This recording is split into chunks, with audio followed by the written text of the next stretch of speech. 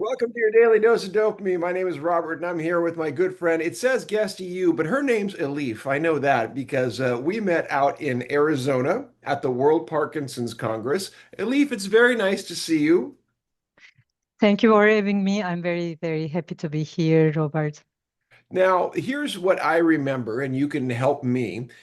You were looking, you had heard about the baseball game that we were going to, and to set this up at the World Parkinson's Congress on Saturday before the conference started, there was this baseball game at the Arizona Diamondback Stadium, and about 200 people had signed up. It was a pretty big deal, and I was the grand marshal. I was leading people down the street.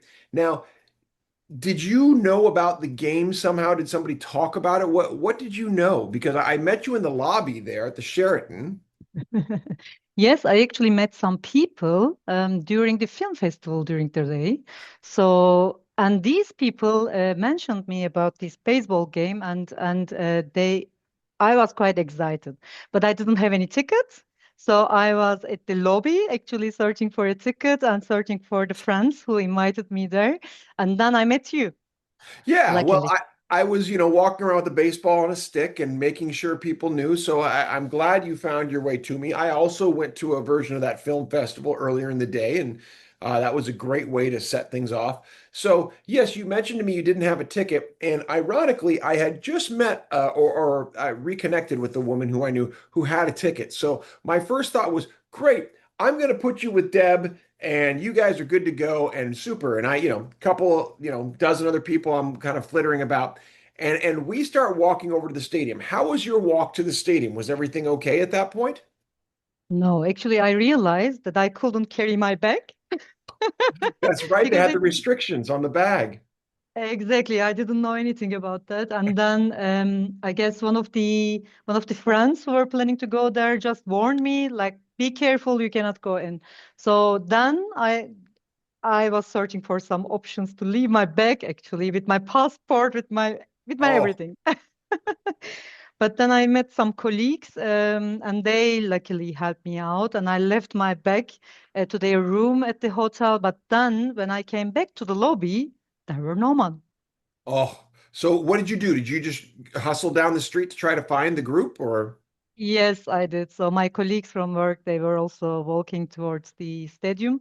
So I walked with them, but I was searching the group to spot you, hopefully, so that I can get the ticket I was promised.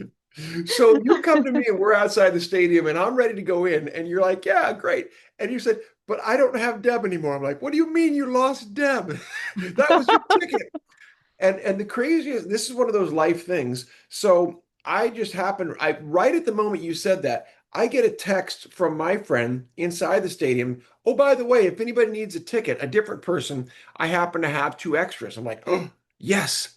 So Kelly immediately sends those to you, and we think the problems are solved. Now, you'll have a ticket and we get in line. And tell me what happened next once we got in line. So the next challenge started. So I actually didn't have this application, which I obviously needed to have in order to show my tickets to the nice people waiting at the door. And then, but my internet connection was really, really bad. So Yes. then it took really a long time for me to download that application, and then I did that, and then I needed to create a profile, an account on this application, and then I should be able to show my ticket. Yeah, but it took me, I think, almost 15 minutes. I'd say at least that, right? That we got up to the front of the line and, there we were. And it's the silliest thing. And it's not your fault. Major League Baseball, who runs the baseball organization, their application is incredibly difficult to navigate. And I knew that going in, but I thought, when you were with Deb, I thought it'd be okay. And then when, you were trying to get it through, like you said, because we're at this crowded place with tens of thousands of fans, the internet is incredibly slow. And I mean, the guys at the gate are just saying, it doesn't matter. You can show the receipt of the ticket. If the ticket's not on the app, you're not getting in. and you must have talked to 3 or 4 people. I mean, they kept bringing you a new person. I was trying my best to convince them, but it didn't really work out. And And you kept, I was looking at you. You were hey, still waiting for me, and I didn't have any idea if you left what I would do because I didn't even know how to find my spot in the stadium. So that was really a um a challenging well, moment for me. what I knew going into it was because the way you described it to me, you had never been to a baseball game in the United States before or at all. And knowing what baseball means to me, I felt incredibly privileged to say I get to bring someone to help someone go, I should say, to their first game and experience that for the first time. So when we finally got past all that rigmarole and got inside, and you got to see the hustle and bustle, but really the feeling for me was when you walk through the tunnel and you get to see the field for the first time. Mm. That feeling for me was neat. How was it for you seeing the field open up before you? Oh, it was special. I think that was really unique because, of course, I have been to stadiums before, much smaller stadiums, but that was like with all these crowd and like the people with the what's that uniforms, like Mhm. with this purple color all over, also the color of Parkinson's, of course. It really moved me deeply. It's like it was really special. I didn't know anything about that. There was a food court, I think, and I didn't know if we could take some or I didn't know anything about the culture at all. So um yeah, it was really special for me. So yeah.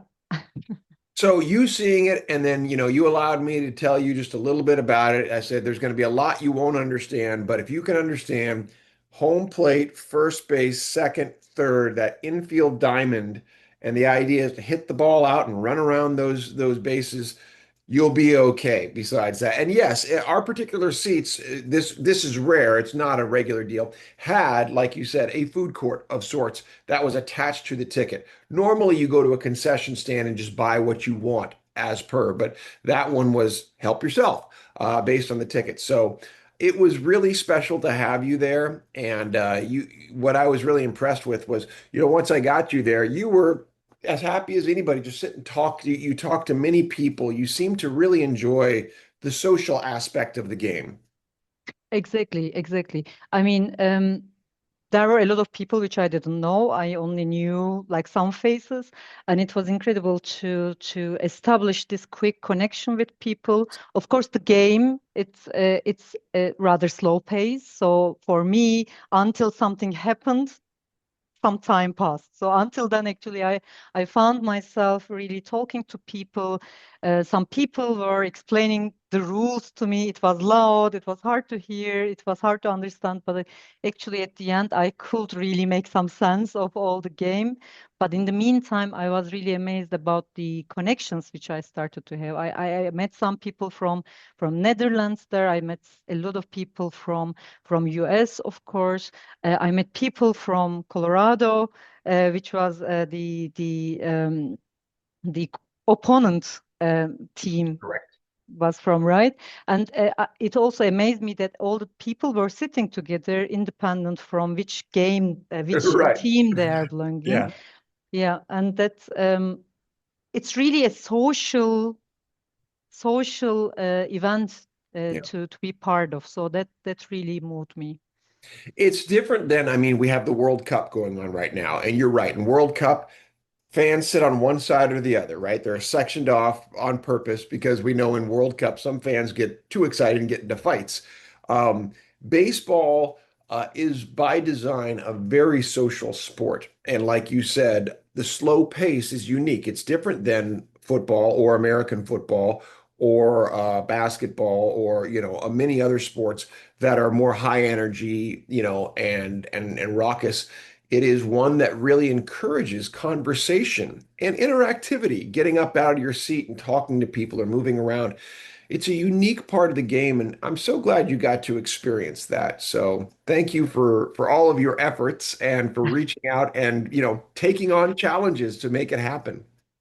Thank you for helping me. It was really unique, and that was actually up until then I didn't really know that you made these Boys of Summer films, and then afterwards it was really a surprise for me to really understand that you have such a unique relationship with baseball, and you kind of helped me so much to allow my first experience in this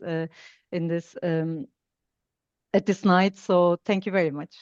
You're welcome. And well, flashing forward, the conference happens. We could talk more about that. But on the final day, yes, I have the screening of Boys of Summer Third Base. And, yeah, you and I had connected throughout. But like you said, you didn't really know the depth of what I had done until you came to see that.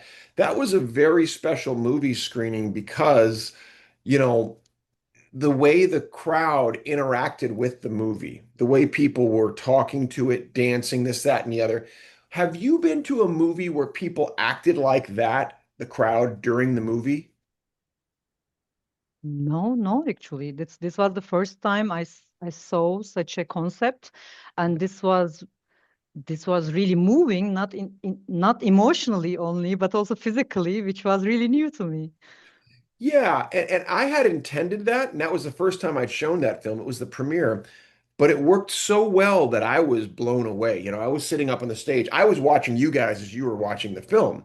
And to watch you guys react, and what was interesting to me is you guys were acting like you were in the movie with the crowd, because the movie features me giving like a keynote presentation, and the crowd that's in there is interacting with me, but you guys were acting like you were in that theater. And the way you guys interacted with each other was so important to me. It underlines something that I've been working on ever since, and is starting to find some gravity, which is the concept that connection is medicine, right? The way that we interact with each other, it's not just nice, it's not just friendly. It truly has medicinal benefit to connect with each other. The quality of your connection with your fellow human beings, as well as your connection to yourself, right? Those things lead to better health outcomes. I wonder how that concept lands with you and if it relates at all to anything you experienced at the World Parkinson Congress. It does, it does. I mean, I think this was the feeling which I had during the Congress over these 5 days, really. But of course, in your film screening also, like people moving together, that's another level, that's this physical level. But I think it was really like this World Parkinson's Congress. It is really unique because I think it's also bringing so many people from so many different backgrounds. There were people who were experiencing the disease. There were caregivers. There were support group leaders. There were scientists, clinicians, industry, advocates. It's really very diverse, and I think everyone has a saying, a different saying, but this Congress bringing all these people together. It drives this connection and this one purpose to to really address this disease, heal this disease. I think this was one common purpose which brought people together and connected people, and it was really special for me. And I think your film screening was in one of the last days, if not the Yes, last day. it was the last Yeah, day. and and at this film screening, I also saw these faces from baseball game, from my conversations during the days, and we moved together, we watched together, and we at some point cried together. At some point, we laughed together. At some point, we played with balls together, and that I think that feeling of togetherness, I think this really heals. And I came as a different person from this Congress, I would say. And I think this really, I could see um, how emotionally healing that experience was. And if we feel better, if we are emotionally more healthy, I think at the end we can connect, we can our problems, our challenges easier, and be more courageous to address certain topics together. So definitely, I totally agree with you. And that really goes beyond Parkinson's. I mean, we both work with the Parkinson's community, but those are human conditions that you mentioned. The idea of all of us facing our challenges, because Parkinson's is not the only challenge in life. We have many of them. And that idea of connecting to others through social activity. And also, this leads me to storytelling because you have written a book written in Turkish, as you say, publishing process in Turkey. And the name of the book, pardon me if I mispronounce it, is it Arama? Yes. Okay. And that translates into English as The Search. Can you Hmm. tell me about The Search and why you wrote this book? Yes, of course. So this storytelling, I think this also helped me healing, and this book was also kind of my storytelling project after my experiences as a caregiver to my father. And this is a book which I wrote after his passing, and actually um, dealing with all the emotions and connecting with my real self, actually with the emotions and with the challenges which I was experiencing in a deeper level. So if I kind of can give the context, this was like me really shouldering a lot of responsibilities during my father's disease, and as a very young person, and at the end, feeling very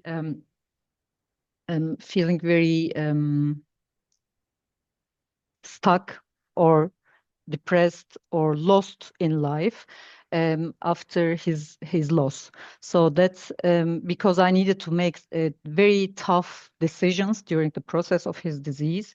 I felt very responsible about them, and that left me in a very um, deep state, let's say, of guilt and shame and like grief. And actually, I think this book was the only way to go out from that darkness for me. So, um, yeah, that's the story. It Um, sounds like so it was a personal account. You're speaking in the first person about what you actually went through. Is that what The Search entails? it's a fictional book. Actually, It is fiction. it's not my Oh, personal interesting. story. Yes, exactly. The search is like a story of a search of a person for a person who was lost on an island. And seemingly the story is actually there are people who are lost continuously but randomly on an island where actually there is nowhere else to go. Hmm. So, and the people who are experiencing this loss, so they go searching the island for 2 days, and this story explains one of these searches. And actually, what is interesting in the search is, um, for decades there have been such searches for other people who were lost, and there were no one found. So, and these people were still in the motivation to search for the ones they lose, um, and um, and go through this journey for themselves. It's actually they knew that they wouldn't be able to find the ones they search, but they still needed to search. So that's the book was rather for me. It's about not knowing what's going to happen, and still trying to find the motivation to move, Yeah. to step forward in order to um, in order to move in the life. So that was um, the idea behind, I guess.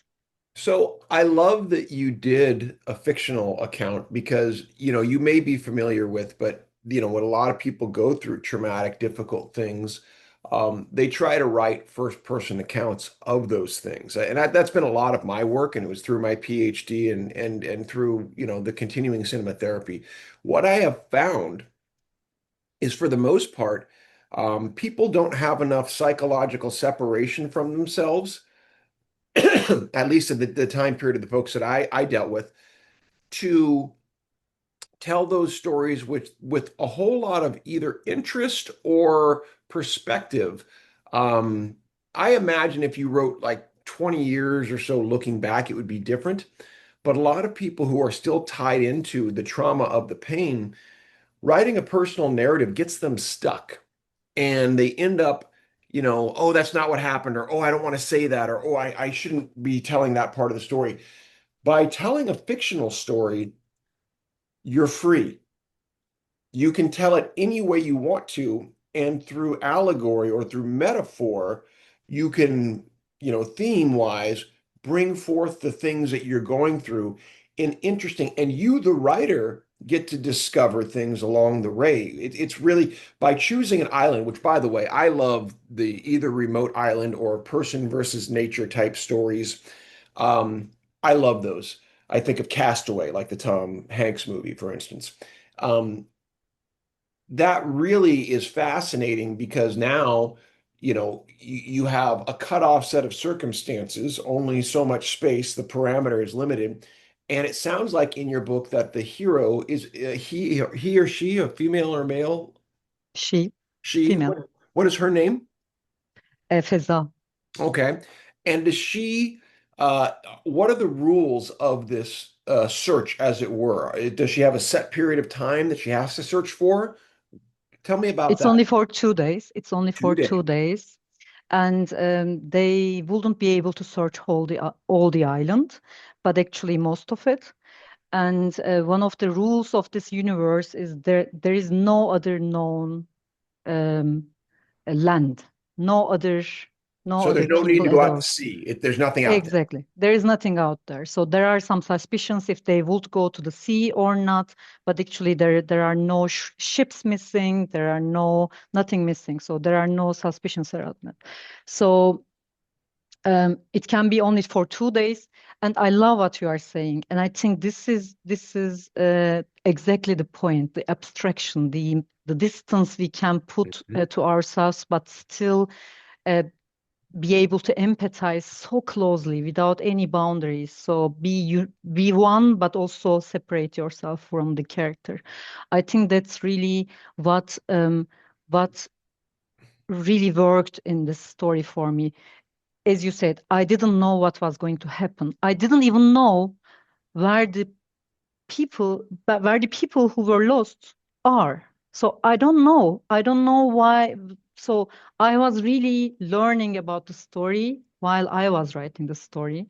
And actually that took me 5 years. It's a small book. It's like 100 pages when you look at it, but it's so big for me because there are these moments of fear, there are these moments of guilt, there are these moments where I catch this character really looking to somewhere and understanding some, and I writing about this character looking or feeling about something.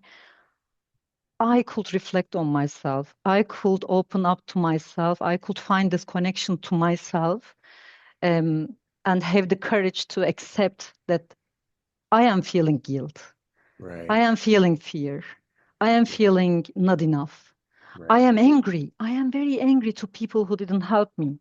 I am very angry. I am very angry to look at people like where I'm jealous of seeing them with their loved ones, you know? Mhm. It was very hard for me to, of course, write this in a I language, in an I character. Yes. But it was possible for me to stay honest to myself, writing a story of another character. So yeah. I think it's fantastic. And when you mention those pieces of your emotions or whatever, again, part of the freedom and the opportunity is you could take a single feeling you have and turn that into a character. And that character might always be jealous. They're just who they are. And it's like a broken piece of your mirror that you get to put there, right? And then this person is always angry, and you get to put them there. And that's just that's the lens with which they see life through. And from a writing standpoint, that person now is active in the story in that way. Whether or not they have an arc or a transformation, that's up to you. What I am curious about is if it doesn't give away too much, what happens at the end of 2 days? Um, what happens is that they can't find the person who they were searching for. But they met some people who were also searching and who were also feeling the same way. I Um, mean rules why, not specifically in your story. Like if you know the rules are you have 2 days for the search, are the stakes that at the end of 2 days you will be excommunicated from the island, or what happens at the end of that generally? Because I don't want to, I want people to read your story. So, they go what? back to the city and they continue living as they lived before, Okay. with the acceptance of someone is lost, and the people, the characters who lost, of course, the loved ones, like the Mhm. family, for example, um, they um, they um, they kind of they keep grieving, they keep Yeah. remembering, but they settle with the fact with time. So that's what happens actually. um, they can't find who they were searching for, but they learn how to live with it. So that's what So also happened to my character. got it, got it. So, I mean, I'm guessing, well, no, I don't want to say too much because I want people to read the story. So, pardon me for, I want to know, but I want to make sure I understand. You show up on the island, don't know how you got there. You realize through some means that you have 2 days to find this person you've been searching for.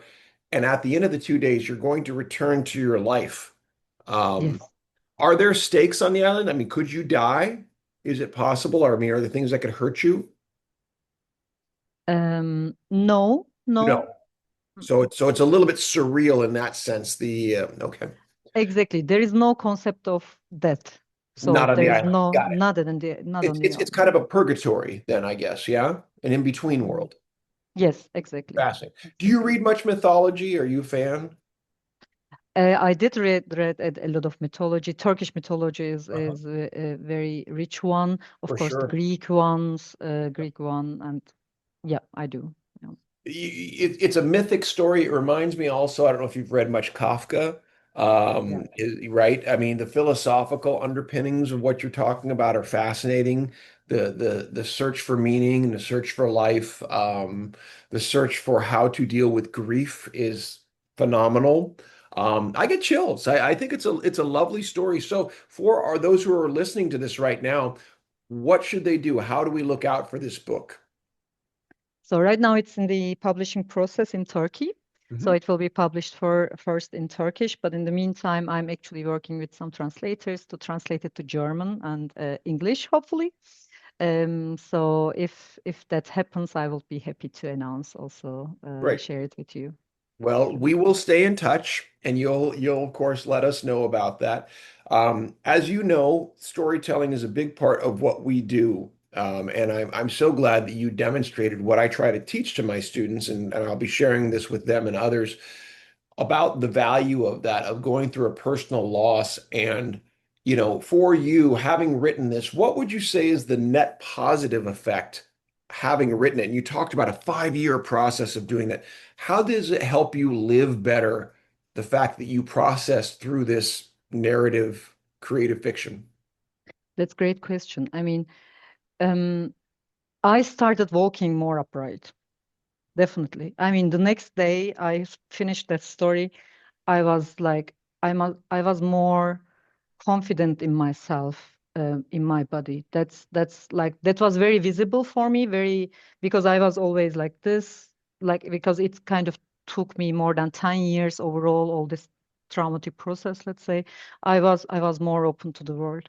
Um, I could really remember my father with the real small moments, and love and joy, and like what he loved, what our connection and relationship was like. So that was really a net positive for me. But referring to what you also said before, like this pieces of a mirror, right? That that that's really the truth. I mean, for me. Um, I was really amazed the next day I finished that book, and I pushed myself to finish it. Like it was not a easy process for me. I was like, I decided to apply for a competition or something. Like I kind of played myself to make this book finish. But when it finished, like in the last couple of pages, everything started to come together. And like I started to really understand why I wrote part of the book like this, why I felt something like this at that point, and how why I was so sad, why I was so angry. I could connect to myself. So that was really um and for me, I really still remember the surprise. Wow, it could end, it could finish, it could be something like, and I felt it was finished. So it's like, because after 5 years I had several times, believe in me, that I said like, okay, I finished this book, you know. I was telling to my friends, it's finished, it's finished, but I knew that it was not finished in my heart. So that day when I finished that book, I knew that it was finished. And then really that was kind of really visible. I could feel that that I grew up from something which I needed to grow up. So that's that was a really unique experience for me. And I truly support what you are doing also with your work and with storytelling, with movement. So I'm a supporter also of your work.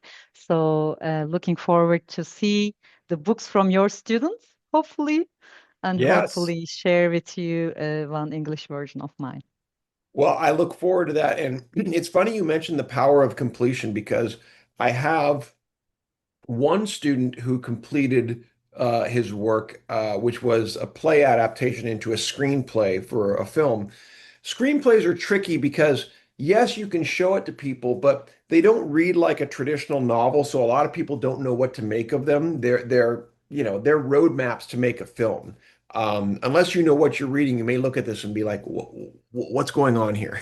So what we're doing this term, I have several students similar to you who have been working for some of them years. And I made a particular push this class for them. I said, I'm going to be much more hands-on with you because I've been very much, they call me the Sherpa. I guide them, but I try not to tell them too much, right? I really want to be their journey. The ones who have now gotten this far, they have a very clear, detailed beginning to end. They know their characters, they know their location, they know what the story is, but they're having trouble with the fine tuning. Like you said, some of them tell me I'm done, and I look at it, I go, it's not ready. I'm sorry, and here's why. You haven't answered this question, X, Y, Z. It doesn't make sense yet. I'm going to take a stronger approach. And I don't know if you had this at all, but I'm going to be serving as a ghostwriter for some of them. Did you have a ghostwriter in any of your process, someone who came in? Did you have an editor of any kind with your process? I had an editor, but I had an editor who helped me. But my problem really was um, this fear, I think, like to this not knowing really kind of stuck me. So I couldn't really know what to write next, and I wrote things, but I didn't believe in them, so I didn't want to keep them in. I had one shepherd, so to say. And I really remember one day when I was really stuck, and it was like the search was in the forest then, and forest, you know, was also in the mythology, in the metaphoric universe. It's the place of fear, the place of not being enough. You can never look at everywhere in the forest. So this is somewhere you need to accept that you cannot know everything. So you can this is where you need to accept. And I was really stuck there for almost a year. And there was a day I had a friend who was a really good writer, and who is really illiterate in this literature world. So I told her my situation. So I cannot continue. What should I do? And um, she mentioned about a book to me, like a psychology book. And she told me, Elif, maybe that's what you are writing. Maybe not knowing is what you are writing. Maybe what you need to do is to write when you don't know. Because my yeah, and this was like a big shock to me, because like I was not able to write because I didn't know what to write. And she was telling me that this was the topic which I need to write about. Uh-huh. So I really value that was a turning point for me. So I could really um, that's also how this storytelling changed me as a person. So after that day, I also became a better person to really deal with not knowing and still being able to continue. So I think um, the people who helped me through this process, my editor, my friends, um, they did a great job. I think they they helped me. If they were not there, I wouldn't be able to finish this book, I think. So I'm grateful for having them and for their support. Well, what I love is that you recognized your position as being lost. And, here's the dichotomy. On one side, I'm done. The other side, I don't know what I'm doing. And that your Sherpa or shepherd told you, lean into that, lean into I don't know what I'm doing. And that you made that the point. You may remember from my film I have the seven scary words that I lead with, right? I don't know what's about to happen. And have everybody, give it the boogeyman. Ooh, because that fear of the unknown, that's the number one thing. When I was doing my research, I had all these phrases people would respond to about how they felt about, in that case, improv largely, but also about writing and about Parkinson's. And the fear of the unknown was by far the number one choice of people, not knowing what's next. That's a human thing. It certainly fits with Parkinson's because of the unknown nature of the disease and what will come, how fast it'll progress.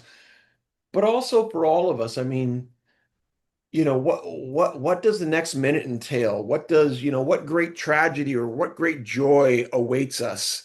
Things that, like you said, like the forest, are so much bigger than us. We can't control the forest. Yeah.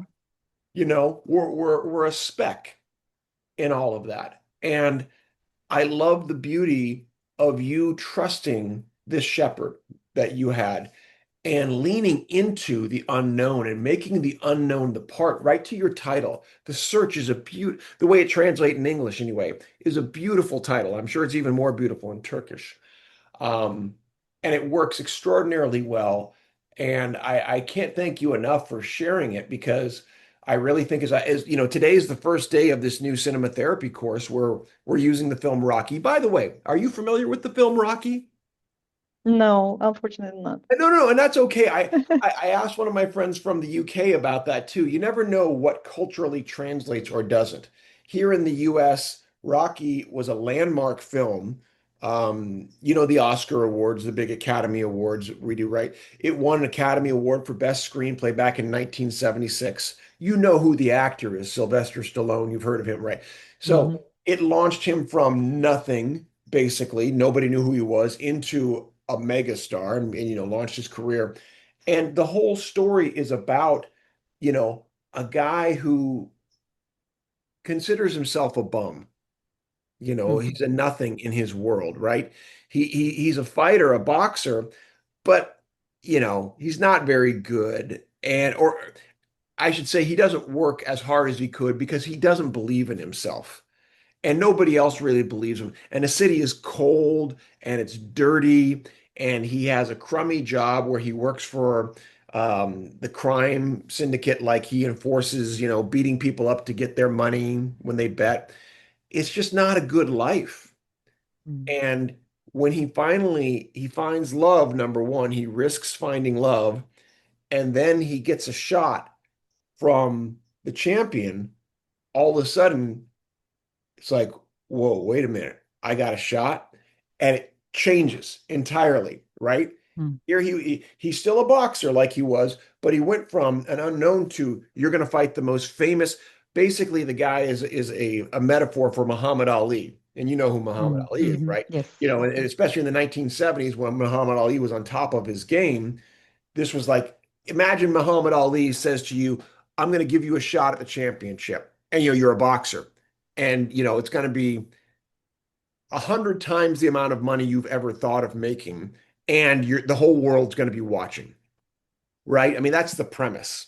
So, yeah, that's what we're doing, and we're bringing all these people in right now who are They're going to be, some of them are finishing, some of them are starting brand new. It's going to be a very interesting group. I'll be fascinated to see what they do. And I hope as we continue that maybe I can talk to you about, favorite films you have, and maybe there's a film somewhere in your history, wherever it comes from, that fits this program too. And maybe we can make it for a group of people who are totally outside of my realm. But what I know will work is the foundation of storytelling. Joseph Campbell's hero's journey works everywhere. So let's keep talking about that. Let's see if maybe there's a film down the road that we could do something with. Okay.